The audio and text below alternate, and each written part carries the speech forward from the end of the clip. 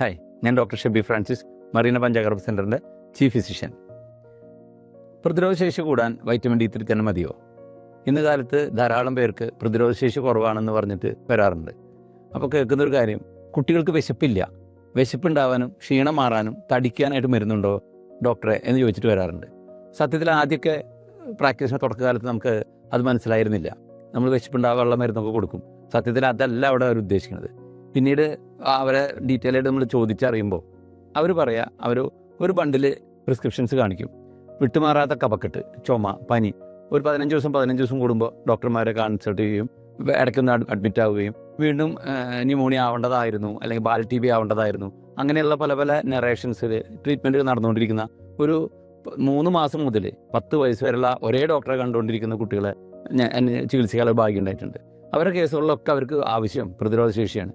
ഈ പ്രതിരോധശേഷി ഈ 2024-25 കാലഘട്ടത്തിൽ വിറ്റാമിൻ D3 ചുരുങ്ങിക്കൊണ്ടിരിക്കുകയാണെന്ന് സംശയമുണ്ട്. എന്നാൽ വിറ്റാമിൻ D3 ഒരു പ്രതിരോധശേഷി മാത്രം ഉണ്ടാക്കണ ഒരു സപ്ലിമെൻ്റ് അല്ല. നമ്മുടെ കേസുകളിൽ മിക്ക ആളുകൾക്കും പ്രതിരോധശേഷി എന്ന് പറയുന്നത് എന്താണെന്ന് തന്നെ കറക്റ്റായിട്ട് അറിയില്ല. നമ്മുടെ ശരീരത്തിൽ പല രീതിയിൽ ആക്റ്റീവ് ഇമ്മ്യൂണിറ്റി, പാസീവ് ഇമ്മ്യൂണിറ്റി, അങ്ങനെ പല പല കാറ്റഗറി ഉണ്ട്. ഇതിൽ ആയുർവേദ മരുന്നിന് എവിടെയാണ് അതിൻ്റെ ഗുണം കൊടുക്കാൻ പറ്റുക എന്നുള്ളത്.